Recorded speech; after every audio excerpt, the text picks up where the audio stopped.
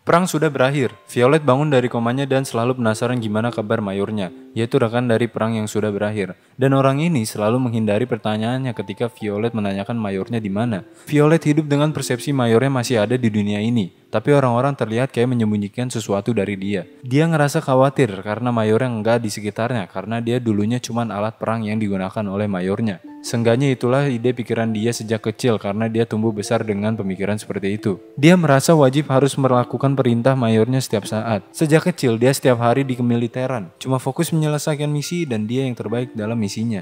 Hidupnya cuma diperintah setiap saat, dia kayak robot yang diperintah apa aja langsung diterima. Lalu Violet mengingat kalimat terakhir yang mayornya ucapkan, yaitu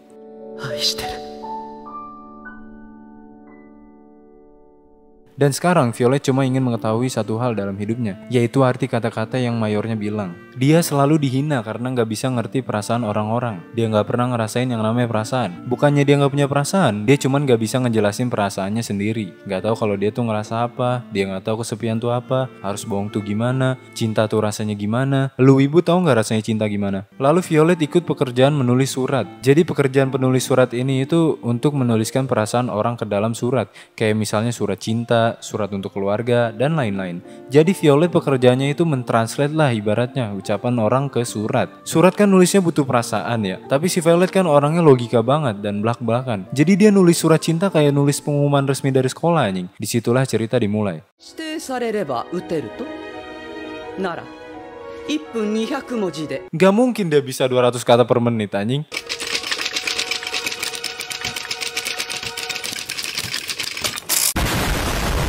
Gila kali, gua coba anjing.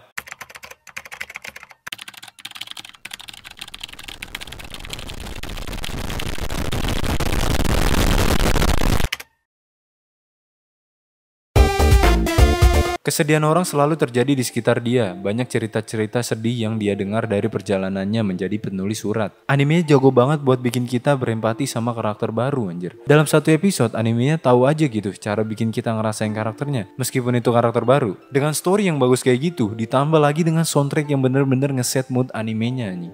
Pemandangan indah, grafiknya rata kanan Ultramax RTX on 8K anjing.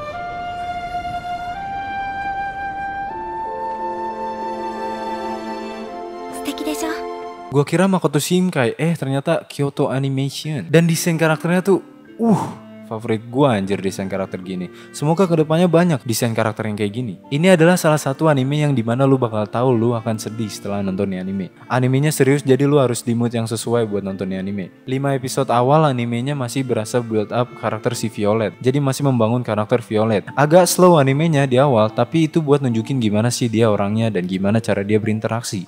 5 episode itu lebih ke cerita orang-orang yang di sekitarnya. Dan semua ceritanya bikin nyaman aja gitu. Setelah episode-episode itu animenya lebih fokus ke Violet. Jadi episode sebelum-sebelumnya itu dibutuhin buat nunjukin gimana sih Violet ini demi sedikit berkembang sebagai seseorang. Dan animenya bagus banget cara nunjukin masa lalu Violetnya tanpa flashback panjang yang gak jelas gitu anjing. Lu ngerti kan misalnya di anime shonen apa gitu kan, di tengah-tengah episode tiba-tiba flashback muncul gak tahu dari mana dan lu merasa kayak anjing kenapa flashback segala. Tapi di anime ini animenya emang butuh flashback gitu. Jadi gak kebuang-buang waktunya buat flashback, gak guna di anime shonen yang lu suka Yufa. Animenya ngebuat lu penasaran sama flashbacknya karena karakternya ya menarik. Dialog animenya sendiri udah cukup bagus buat nunjukin Violet tuh orangnya yang kayak gimana. Itu realistis. Anime ini kadang berasa episodik, kadang enggak. Kalau lu tahu anime yang bernama Musisi, ini anime berasa kayak gitu. Tapi ini tentang cewek yang keliling buat nulisin surat. Enggak semuanya itu tentang si Violet. Di anime ini kita bakal lihat karakter-karakter yang punya ceritanya sendiri. Berasa animenya itu tentang si Violet tapi dengan cerita orang lain gitu. Violet berkelana kemana-mana untuk menulis surat orang yang diminta. Ke tempat yang samar-samar, tempat mau sejauh apapun dia samperin. Karena dia benar-benar ingin mengerti perasaan orang lain. Dan tanpa sadar, Violet belajar tentang perasaan dari orang-orang yang minta dituliskan suratnya. Dia belajar dari cerita setiap orang yang dia tulisin dan yang lainnya. Semua yang terjadi di sekitar Violet merubahnya pelan-pelan. Di awal animenya, Violet gak ngerti sama sekali apa yang diomongin sama orang-orang yang minta ditulisin suratnya. Semuanya memanggil dia boneka. Dan setelah ngeliat orang-orang yang nangis di sekitarnya bersama dengan orang yang berarti bagi mereka, Violet mulai ngerasain empati sama mereka. Sensasi bahwa manusia bisa merasakan perasaan manusia yang lain. Itu indah. Dan setelah semua yang terjadi, yang gak ngerti perasaan orang, yang gak tahu perasaan sendiri, yang sering dipanggil boneka, sampai pada akhirnya Violet senyum.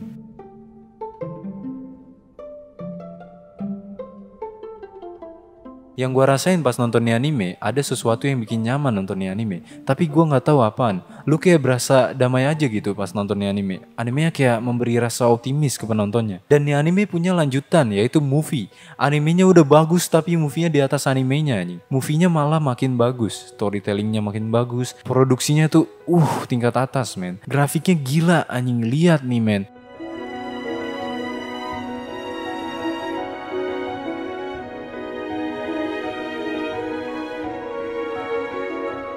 Kyoto Animation agak liar di ini anime. Gue nyesel banget gak sempet nonton movie-nya di bioskop karena nih movie sinematiknya berasa banget anjir. Soundtracknya, sound effect, vibes-nya ngena banget gitu men. Kayaknya gue harus beli TV 16K gitu setelah nonton nih movie. Dan gue bakal bilang ini adalah salah satu movie terbaik yang pernah gue tonton. Gue jarang banget nangis ke anime. Gue gak nangis tapi nih anime bikin gue ngeluarin air mata lah dikit gitu. Gue tahu nih anime bukan tipe semua orang, cuman drama hidup sedih bla bla bla bla. Tapi gue yakin nih anime berarti banget buat banyak orang. Banyak cerita personal dalam setiap episode. Keren aja pembuatnya bisa ngebuat cerita personal, ngebuat itu menarik dan ceritanya berasa banget gitu.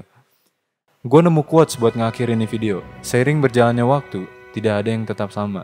Tempat yang familiar bisa menjadi asing. Dan bahkan orang yang sudah dikenal bertahun-tahun pun akan berubah seiring berjalannya waktu. Bagaimanapun, yang kita miliki hanyalah saat ini. Gua Robin, thanks for watching.